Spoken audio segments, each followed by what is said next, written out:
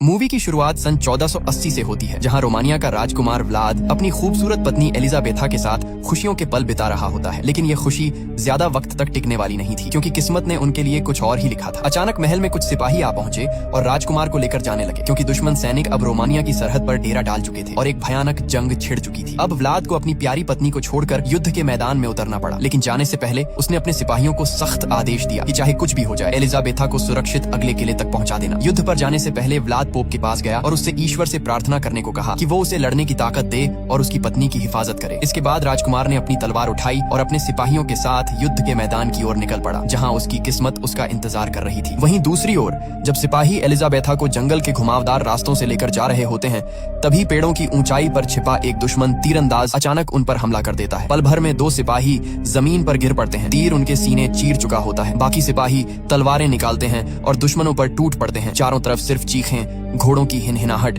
और तलवारों की टकराहट गूंज रही थी। इसी अफरा तफरी में एलिजाबेथा अपने घोड़े को पूरी ताकत से दौड़ाती है और जंगल की ओर निकल पड़ती है। वहीं दूसरी ओर युद्ध के मैदान में व्लाद दुश्मनों पर हमला करने का ऐलान करता है। उसके सिपाही जमीन पर तेल फैलाकर उसमें आग लगा देते हैं और कुछ ही पलों में आग की एक विशाल दीवार खड़ी हो जाती है, जिसे देखकर दुश्मन भी कांप उठते हैं। अब दोनों सेनाएं टकरा जाती हैं। व्लाद की तलवार हवा को चीरती हुई दुश्मनों के सिरों को झुका देती है। खून और आग का संग्राम पूरे मैदान में फैल चुका था। लेकिन तभी एक घायल सिपाही लड़खड़ाते हुए व्लाद के पास आता है और कांपती आवाज में कहता है, महाराज, एलिजाबेथा पर हमला हुआ है। ये सुनते ही व्लाद के चेहरे का रंग उड़ जाता है। वो बिना एक पल गंवाए घोड़े पर सवार होता है और जंगल की तरफ निकल पड़ता है। उधर एलिजाबेथा उस भयानक जंगल में पहुंच चुकी थी, जहां बर्फ के नीचे सैकड़ों फंदे दबे थे, भालुओं को पकड़ने वाले खतरनाक ट्रैप। दुश्मन सिपाही उसका पीछा करते हुए वहीं पहुंचते हैं और एक एक करके उनके घोड़ों के पैर फंदों में फंस जाते हैं। तीरों की बौछार के बीच सिपाही गिर पड़ते हैं, लेकिन तभी किस्मत ने एलिजाबेथा से भी साथ छोड़ दिया। उसका घोड़ा भी एक फंदे में उलझकर जमीन पर गिर पड़ा। अब दुश्मन सिपाही तलवारें उठाकर बर्फ में रास्ता बनाते हुए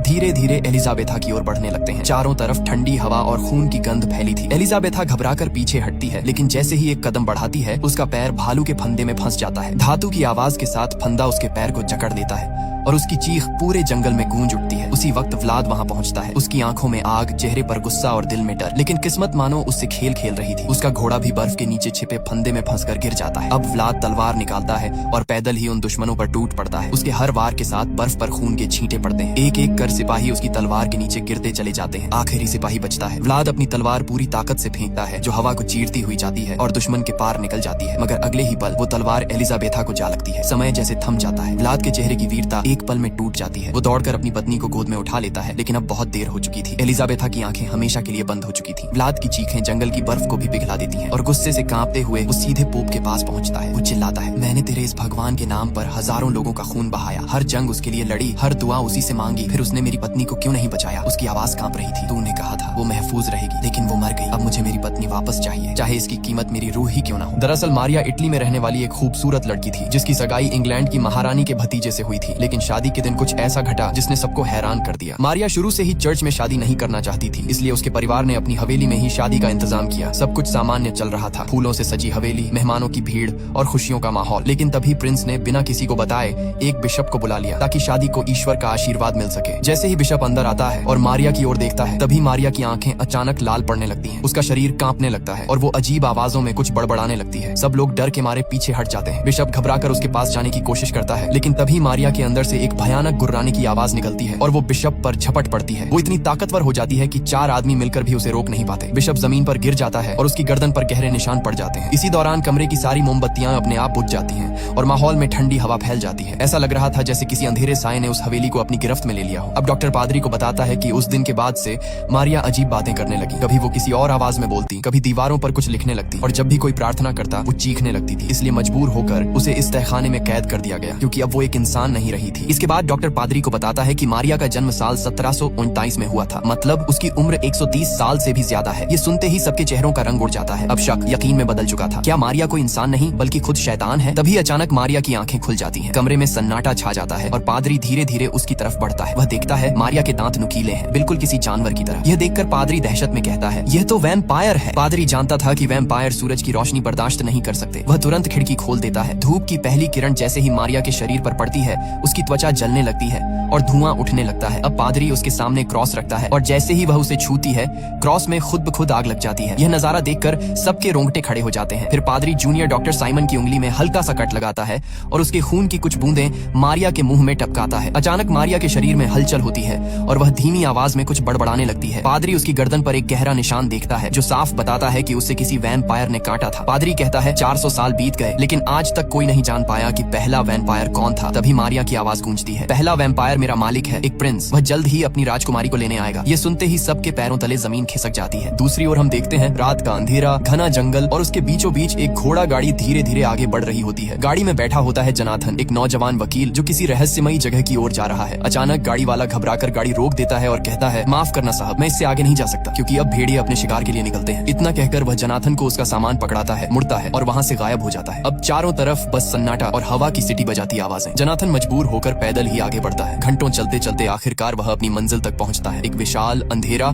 और डरावना किला जिसे देखकर किसी की भी रूह कांप जाए। जैसे ही वह अंदर कदम रखता है, पीछे का दरवाजा अपने आप बंद हो जाता है, फिर सामने वाला दरवाजा खुद खुलता है और फिर अपने आप जोर से बंद हो जाता है। जनाथन की सांसें तेज हो जाती हैं। वह इधर उधर देख ही रहा होता है कि अचानक बालकनी पर किसी शख्स की परछाई दिखाई देती है। बिजली कड़कती है और वो परछाई गायब। जनाथन जैसे ही पलटता है, उसके पीछे खड़ा होता है एक बूढ़ा आदमी, सफेद बाल, लाल आंखें और चेहरा बिल्कुल निर्विकार। वो धीरे से मशाल बुझा देता है और तभी पूरे महल की बत्तियां अपने आप जल उठती हैं। अब वो मुस्कुराते हुए कहता है, मैं हूँ राजकुमार व्लाद, जिसे कुछ लोग ड्रैकुला के नाम से भी जानते हैं। इसके बाद दोनों डाइनिंग टेबल पर बैठते हैं। जनाथन भूख से बेहाल होकर खाना खाने लगता है लेकिन ड्रैकुला एक कौर तक नहीं खाता। वह बस अपनी ठंडी आंखों से जनाथन को देखता है और जैसे ही हाथ हिलाता है, सामने रखी प्लेट खुद ब खुद सरक कर जनाथन के पास आ जाती है। जनाथन चौंकता है पर सोचता है शायद कोई ट्रिक होगी, लेकिन उसे नहीं पता था कि ये कोई जादू नहीं बल्कि उसकी जिंदगी का सबसे डरावना पल शुरू हो चुका था। जब जनाथन अपने बैग से कागज निकाल रहा होता है, तभी ड्रैकुला की नजर कमरे के कोने में भागते एक छोटे से चूहे पर पड़ती है। वो धीरे से मुस्कुराता है और पल भर में कांटा उठाकर उसे दीवार से भेद देता है। फिर उस चूहे को ऐसे निचोड़ता है जैसे नींबू, और उसका खून प्याले में गिरने लगता है। वो खून को चाटता है ऐसे जैसे किसी और के लिए वो जहर हो, लेकिन उसके लिए अमृत। जनाथन यह सब देखकर सन्न रह जाता है लेकिन अपने डर को छिपाते हुए कागज आगे बढ़ाता है और कहता है, सरकार चाहती है कि आपकी ये पुरानी हवेली खरीदकर उसे अस्पताल में बदला जाए। तभी उसका बैग जमीन पर गिरता है और उसमें रखा क्रॉस बाहर लुढ़क आता है। ड्रैकुला की नजर उस क्रॉस पर टिक जाती है। उसकी आंखें लाल पड़ने लगती हैं। वो धीमे लेकिन भारी स्वर में पूछता है, क्या तुम ईश्वर को मानते हो? जनाथन थोड़ा हकलाते हुए कहता है, न नहीं, ये तो बस एक गाड़ी वाले ने मुझे दे दिया था। ड्रैकुला हल्की हंसी हंसता है और अपनी नुकीली उंगलियां उठाकर हवा में इशारा करता है। तुरंत वो क्रॉस हवा में उठता है और सीधा आग में गिरकर जल उठता है। फिर वह जनाथन के पास आकर ठंडी आवाज में कहता है, अब रात काफी हो चुकी है, सोने का समय है। वो उसे उसके कमरे तक छोड़ता है और कहता है, याद रखना, अंधेरा छा जाने के बाद इस कमरे से बाहर मत निकलना। ड्रैकुला जैसे ही मुड़ता है, उसकी परछाई दीवार पर और लंबी होती जाती है, मानो वो दीवार से अलग कोई और राक्षसी रूप ले रही हो। फिर वह हाल में लौटकर एक अंधेरी मूर्ति सामने रुकता है और धीरे से कहता है, इस इंसान पर नजर रखना। वहीं दूसरी ओर जनाथन अपने कमरे में बैठा किताब पढ़ने लगता है। किताब में उसी किले का इतिहास लिखा होता है। तभी उसकी नजर एक पुराने पन्ने पर पड़ती है जहां युवा व्लाद की तस्वीर बनी होती है, लेकिन उसके आगे वाला पन्ना फटा हुआ होता है। और जैसे ही वो पन्ना पलटने की कोशिश करता है, खिड़की के बाहर से किसी के सांस लेने की आवाज सुनाई देती है। वहाँ का माहौल बेहद डरावना होता है। चारों तरफ मकड़ी के जाले, पुराने ताबूत और दीवारों पर जमी हुई धूल। जनाथन की सांसें तेज हो जाती हैं, पर जिज्ञासा उसे आगे बढ़ने पर मजबूर करती है। धीरे धीरे वह एक ताबूत के पास पहुंचता है और कांपते हाथों से उसका ढक्कन उठाता है। तभी उसकी आंखें फटी की फटी रह जाती हैं। ताबूत के अंदर ड्रैकुला पड़ा होता है, जिसकी आंखें बंद हैं और होठों पर एक अजीब सी मुस्कान जमी हुई है, जैसे वो किसी गहरी नींद में हो या फिर किसी शिकार का इंतजार कर रहा हो। जनाथन डर के मारे पीछे हटता है, लेकिन तभी ड्रैकुला की आंखें खुल जाती हैं और उसकी ठंडी आवाज गूंजती है, तुम्हें यहाँ नहीं आना चाहिए था। अचानक अंधेरे से कई गारगोयल्स निकलते हैं और जनाथन पर टूट पड़ते हैं। वो चीखने की कोशिश करता है, लेकिन उससे पहले ही उसे बेहोश कर दिया जाता है। ड्रैकुला धीमी और भारी आवाज में बोलना शुरू करता है, सदियों पहले जब मैं एक इंसान था, मेरा नाम व्लाद था। मैं ट्रांसिल्वेनिया का एक बहादुर योद्धा था और मेरी जिंदगी में सिर्फ एक ही मोहब्बत थी, एलिजाबेथा। वह आगे बताता है कि कैसे उसके राज्य पर दुश्मनों ने हमला किया था और व्लाद को युद्ध पर जाना पड़ा। जाते वक्त एलिजाबेथा ने कहा था, अगर तुम वापस नहीं लौटे तो मैं भी जिंदा नहीं रहूंगी। ड्रैकुला की आंखों में नमी झलकने लगती है। वह कहता है, मैंने युद्ध जीता था, लेकिन मेरी जीत की खबर किसी ने गलत तरह से पहुंचाई। लोगों ने महल में खबर फैला दी कि मैं मर गया हूँ और यह सुनकर मेरी एलिजाबेथा ने खुद को महल की ऊंचाई से नीचे गिरा दिया। जनाथन की आंखें हैरानी से फैल जाती हैं। ड्रैकुला आगे कहता है, जब मैं लौटा तो वो मेरे सामने खून में लथपथ पड़ी थी। चर्च ने कहा कि जिसने खुद अपनी जान ली हो उसकी आत्मा को शांति नहीं मिल सकती, पर मैं भगवान के उस नियम को नहीं मान सका। मैंने अपने ही भगवान के खिलाफ बगावत कर दी और उसी पल मैंने अपनी इंसानियत खो दी। ड्रैकुला गुस्से से अपनी मुट्ठी भींचता है और कहता है, मैंने कसम खाई थी कि जब तक मैं अपनी एलिजाबेथा को वापस नहीं पा लेता तब तक मौत भी मेरा कुछ नहीं बिगाड़ सकती। जनाथन उसकी बातें सुनकर सहम जाता है, क्योंकि अब उसे समझ आ चुका था कि ड्रैकुला कोई आम राक्षस नहीं बल्कि एक टूटी हुई मोहब्बत का बदला हुआ चेहरा है। ड्रैकुला जनाथन को बताता है कि उसने सदियों तक सिर्फ एलिजाबेथा के लौटने का इंतजार किया, क्योंकि उसे यकीन था कि पवित्र आत्माएं दोबारा जन्म लेती है। उसने उसे हर जगह तलाशा पर ढूंढ पाना नामुमकिन था। ब्लैक प्लेग ने आधी औरतों को निगल लिया था और जो बची वे चर्च जैसे पवित्र स्थानों में चली गईं, जहां उसका कदम रखना मना था। वह तन्हा हो गया और एलिजाबेथा के प्यार में इतना पागल कि हताश होकर उसने महल की खिड़की से कूदकर अपनी जान देने की कोशिश की, मगर हर बार मौत उसे ठुकरा देती। तब उसने ठान लिया कि अगर वह उसे नहीं ढूंढ सकता तो एलिजाबेथा खुद उसके पास आएगी। 100 सालों तक उसने जादुई फूलों से एक ऐसा परफ्यूम तैयार किया जिसकी खुशबू किसी को भी मदहोश कर दे। वह इटली गया उसे आजमाने और वहाँ की औरतें उस इत्र की खुशबू से दीवानी होकर उसके पीछे भागने लगीं। अब वह उस खुशबू से हर किसी को नचा सकता था, मगर एक दिन उसे लगा कि आखिरकार उसे एलिजाबेथा मिल गई। लेकिन पास जाकर देखा तो वो कोई और थी। उस रात सब उसकी हंसी उड़ाने लगे और उसी पल उसने समझ लिया कि महफिलों में सिर्फ खूबसूरत औरतें मिलती हैं, एलिजाबेथा नहीं। ड्रैकुला कहता है कि जब उसे एहसास हुआ कि सच्चा प्यार सिर्फ एलिजाबेथा में ही था, तब उसने फैसला किया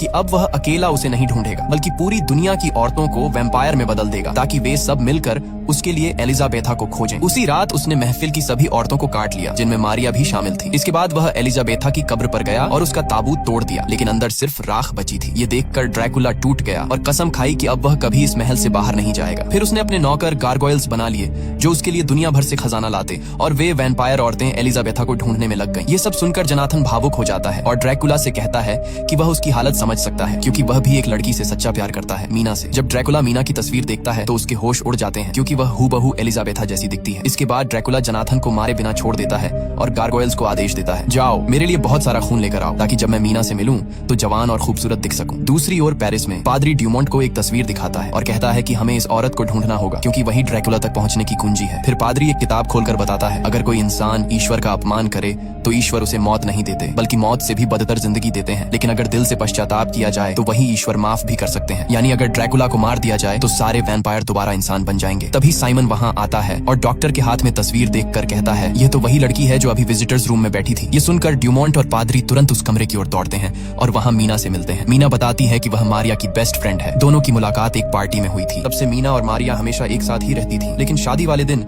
जब मारिया ने बिशप को देखा तो वह अचानक अजीब तरह से पागल सी हो गई थी। मीना बताती है कि कई बार उसे लगता था जैसे मारिया इस सदी की नहीं है, उसके अंदर कुछ रहस्यमय और परालौकिक बात जरूर थी। वहीं दूसरी ओर ड्रैकुला अब एक भिखारी का भेष बनाकर मठ में पहुंचता है। एक नन उसे पहचानती नहीं और दया दिखाते हुए मठ के अंदर लेकर आती है, लेकिन जैसे ही ड्रैकुला अंदर कदम रखता है वह अचानक अपना भेष उतार देता है। उसके चेहरे पर वही पुरानी खौफनाक शाही चमक लौट आती है। वह अपनी जेब से वो जादुई परफ्यूम निकालता है जिसे उसने सदियों पहले तैयार किया था और उसे यीशु की मूर्ति पर छिड़क देता है। कुछ ही पलों में उस इत्र की खुशबू पूरे मठ में फैल जाती है। उस खुशबू में कुछ ऐसा जादू था कि सभी नन एक एक करके मदहोश होकर ड्रैकुला की तरफ खींची चली जाती हैं, जैसे कोई अदृश्य ताकत उन्हें बुला रही हो। सबकी आंखों में नशा था और वे एक एक करके ड्रैकुला के पैरों में गिरने लगती हैं, जबकि ड्रैकुला एक खौफनाक मुस्कान के साथ उन पर नजर डालता है। नने उसके करीब आने के लिए पागलों की तरह तड़प रही थीं। जैसे ही वे ड्रैकुला के चारों ओर गिरीं, वह एक शैतानी मुस्कान के साथ उन पर टूट पड़ा। उसकी आंखें लाल अंगारों की तरह जलने लगीं और अगले ही पल उसने उनकी गर्दनों में अपने नुकीले दांत गड़ा दिए। पूरे मठ में चीखों की गूंज भर जाती है, लेकिन कोई भी उसे रोक नहीं पाता। कुछ ही पलों में पूरा मठ खून के सन्नाटे में बदल जाता है। वहीं दूसरी ओर किले में जनाथन अकेला पड़ा हुआ था। ये मौका देखकर वह पूरी ताकत लगाकर अपनी जंजीरें तोड़ देता है। जंजीरें टूटते ही वह सावधानी से अपने पैरों को जमीन पर टिकाता है और महल से बाहर निकलने के लिए चुपचाप तहखाने की ओर बढ़ता है। लेकिन तभी ऊपरी खिड़की से एक गारगोयल उसे देख लेता है। वह तुरंत जोर से गुर्राता है और अपने साथियों को बुला लेता है। जैसे ही जनाथन खिड़की की तरफ बढ़ता है, गारगोयल एक कुल्हाड़ी से उस कपड़े को काट देता है जिससे जनाथन दीवार पर लटक जाता है। अब जनाथन दीवार से झूलता हुआ नीचे गिरता है और लुढ़कते हुए बर्फ से ढकी झील पर जा गिरता है। गारगोयल्स ऊपर से कूदकर उसकी ओर बढ़ते हैं। उनके पंजे बर्फ पर रगड़ खा रहे थे, लेकिन तभी एक गारगोयल बर्फ टूटने से झील में समा जाता है। यह देखकर बाकी पीछे हट जाते हैं। जनाथन ठंडी सांसों के बीच धीरे धीरे झील की सतह पर रेंगता हुआ आगे बढ़ता है। ठंड उसकी हड्डियों में उतर रही थी, लेकिन उसके कदमों में हिम्मत अब भी बाकी थी। इसके बाद हमें ड्रैकुला को दिखाया जाता है, जो अब पहले से कहीं ज्यादा जवान और ताकतवर नजर आ रहा था। उसका चेहरा चमक रहा था, जैसे सदियों की थकान अचानक मिट गई हो। अब वह साइमन के क्लिनिक पहुंचता है और वहां आते ही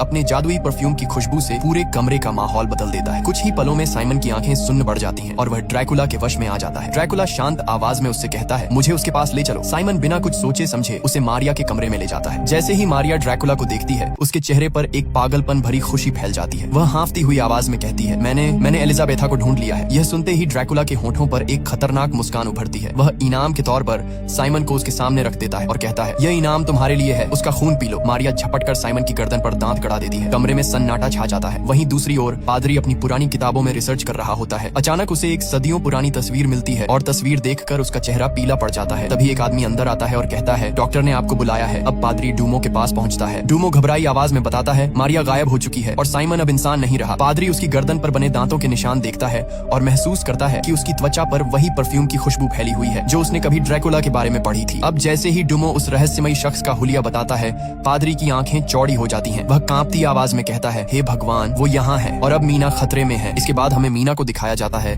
जो बहुत बेचैन और उलझन में दिखाई दे रही थी। तभी अचानक दरवाजे की घंटी बजती है। मीना दरवाजा खोलती है तो सामने मारिया खड़ी होती है, बिल्कुल स्वस्थ, जवान और पहले जैसी खूबसूरत। मीना हैरान होकर पूछती है, तुम तो बीमार थी ना? मारिया मुस्कुराते हुए जवाब देती है कि डॉक्टर ड्यूमोंट ने उसे अब घर जाने की इजाजत दे दी है। फिर वो मीना को बताती है कि उसका एक बहुत खास दोस्त है जो उससे मिलने के लिए बेसब्री से इंतजार कर रहा है। मारिया मीना से कहती है कि वो अच्छे कपड़े पहन ले क्योंकि वो दोनों बाहर जा रही हैं। कुछ देर बाद दोनों एक शानदार होटल पहुंचती हैं जहां ड्रैकुला पहले से ही उनका इंतजार कर रहा होता है। जैसे ही ड्रैकुला की नजर मीना पर पड़ती है, उसकी आंखें ठहर जाती हैं। ऐसा लगता है जैसे उसने अपनी खोई हुई मोहब्बत एलिजाबेथा को फिर से पा लिया। मारिया मुस्कुराकर मीना की मुलाकात ड्रैकुला से करवाती है। ड्रैकुला उसकी तारीफों में डूब जाता है। तुम्हारी आंखें जैसे सदियों पुरानी किसी याद का आईना हो। वो उसका हाथ थामकर चूम लेता है। मीना के जहन में अचानक अजीब अजीब विजन आने लगते हैं, जैसे उसने ड्रैकुला को पहले भी कहीं देखा हो, बहुत पहले। वो घबरा जाती है और तुरंत बाहर जाने का बहाना बना लेती है, लेकिन ड्रैकुला भी उसके पीछे मेले तक पहुंच जाता है। वहां मीना एक हॉन्टेड हाउस में जाती है जहां अचानक एक नकली कंकाल गिरने से डर जाती है। ड्रैकुला तुरंत उसे बाहर खींच लाता है। बाहर निकलकर मीना गन शूटिंग गेम खेलने लगती है। तभी ड्रैकुला पीछे से आकर उसके हाथों को थाम लेता है और निशाना लगाना सिखाने लगता है। उस पल मीना को फिर वही पुराने विजन दिखाई देने लगते हैं, जैसे किसी और जिंदगी की यादें हों। कुछ देर बाद दोनों होटल लौटते हैं। वहां ड्रैकुला मीना को एक छोटा सा म्यूजिक बॉक्स दिखाता है, वही जो उसने सदियों पहले अपनी पत्नी एलिजाबेथा को दिया था। उसकी आंखों में अब भी वही अधूरी मोहब्बत झलक रही थी। उस म्यूजिक बॉक्स से एक पुरानी रहस्यमयी धुन बजने लगती है। मीना उस धुन को ध्यान से सुनती है और अचानक उसके चेहरे का रंग बदल जाता है। उसे ये धुन कहीं न कहीं से जानी पहचानी लगती है, जैसे वो इसे पहले भी सुन चुकी हो, शायद किसी और जिंदगी में। धीरे धीरे उसके जहन में कुछ धुंधली तस्वीरें उभरने लगती हैं। एक पुराने महल की, एक खिड़की के पास खड़ी औरत की और एक आदमी की जो ठीक ड्रैकुला जैसा दिखता है। मीना घबरा जाती है और गुस्से में ड्रैकुला पर चिल्ला पड़ती है, तुम मुझ पर कोई जादू टोना कर रहे हो, मेरे दिमाग के साथ खेल रहे हो। ड्रैकुला उसकी आंखों में देखते हुए धीरे से कहता है, नहीं मीना, मैं सिर्फ वो सच बता रहा हूँ जिसे तुम खुद भूल चुकी हो। एलिजाबेथा वो मेरी पत्नी थी और मुझे पूरा यकीन है कि तुम वही हो, उसका दूसरा जन्म। मीना हैरान और गुस्से में जवाब देती है, मैं मीना हूँ, एलिजाबेथा नहीं। ड्रैकुला बस हल्का सा मुस्कुराता है, मानो वो जानता हो कि सच क्या है। फिर वो म्यूजिक बॉक्स उसकी ओर बढ़ाता है और कहता है, इसे अपने पास रखो, शायद किसी दिन ये तुम्हें सब कुछ याद दिला दे। इसके बाद वो मीना को उसके घर तक छोड़ने आता है। रात ठंडी थी लेकिन मीना के मन में अजीब बेचैनी थी। जैसे ही वो घर के अंदर जाती है, वहाँ पादरी और डॉक्टर ड्यूमोंट मौजूद होते हैं जो घायल जोनाथन का इलाज कर रहे होते हैं। मीना कुछ समझ ही नहीं पाती कि ये सब क्या हो रहा है। तभी पादरी उसकी ओर देखकर कहता है, मीना, तुम्हें उस शख्स से दूर रहना होगा। वो इंसान नहीं है, वो एक वैम्पायर है। वो लोगों का खून पीता है और उन्हें अपने वश में करने के लिए उस रहस्यमयी खुशबू वाले परफ्यूम का इस्तेमाल करता है। मीना की सांसें थम जाती हैं। उसके जहन में एक ही सवाल घूम रहा था, क्या वाकई ड्रैकुला वही है जो सब कह रहे हैं, या फिर वो सच में वही है जिससे वो सदियों पहले प्यार कर चुकी थी। पादरी मीना की गर्दन को ध्यान से देखता है। उसे शक था कि कहीं ड्रैकुला ने उस पर अपने दांतों के निशान तो नहीं छोड़े, लेकिन उसके गले पर कोई भी निशान नहीं था। इससे वो और भी उलझन में पड़ जाता है। मीना अब और कुछ नहीं सुनना चाहती थी। उसकी आंखों में डर और उलझन साफ झलक रही थी। वो तेजी से वहां से भागती है और अपने कमरे में जाकर दरवाजा बंद कर लेती है। अब वो फूट फूट कर रोने लगती है। उसे समझ नहीं आ रहा था कि आखिर उसके साथ हो क्या रहा है। उसका दिल ड्रैकुला की ओर खींचता जा रहा था, लेकिन दिमाग बार बार उसे उससे दूर रहने को कह रहा था। रोते रोते उसकी नजर उस छोटे से म्यूजिक बॉक्स पर पड़ती है जो ड्रैकुला ने उसे दिया था। वह धीरे से उसे खोलती है। जैसे ही बॉक्स खुलता है, वही पुरानी धुन बजने लगती है, वही जो उसने पहले सुनी थी। मीना की आंखें झपकती हैं और अचानक उसके सामने अतीत के कुछ दृश्य उभरने लगते हैं। वो एक महल में खड़ी है, सफेद गाउन पहने हुए, और ड्रैकुला उसके सामने झुककर उसका हाथ चूम रहा है। उस पल की गर्माहट, वो एहसास, सब कुछ उसे सच्चा लगने लगता है। धीरे धीरे वो इन विजनों में पूरी तरह खो जाती है, लेकिन जैसे ही उसकी आंखें खुलती हैं, वो डर से पीछे हट जाती है क्योंकि ड्रैकुला ठीक उसके सामने खड़ा था। मीना की सांसें तेज हो जाती हैं। वो कांपती हुई आवाज में कहती है, तुम यहाँ क्या कर रहे हो? यहाँ से चले जाओ, प्लीज चले जाओ। ड्रैकुला शांत नजरों से उसे देखता है और कहता है, अगर मैं चला गया तो क्या तुम्हारा दिल भी मुझे भुला पाएगा मीना? मीना कुछ नहीं कह पाती, लेकिन उसकी आंखों में डर और मोहब्बत दोनों की झलक साफ दिख रही थी। ड्रैकुला की आंखों में दर्द और सच्चाई दोनों झलक रहे थे। वह मीना के करीब जाकर धीरे से कहता है, मीना, तुम्हें नहीं पता मैं कितनी सदियों से तुम्हारा इंतजार कर रहा हूँ। लेकिन मीना चीखते हुए पीछे हट जाती है। बस अब और कुछ मत कहो। वो कांप रही थी, डर और उलझन से भरी हुई। ड्रैकुला गहरी सांस लेता है और खिड़की की ओर बढ़ जाता है। वो बाहर झांक कर ठंडी हवा में देखता है, फिर कहता है, अगर तुम्हें मेरी सच्चाई सुननी ही नहीं तो शायद मेरे होने का कोई मतलब नहीं। वो खिड़की से नीचे कूदने को होता है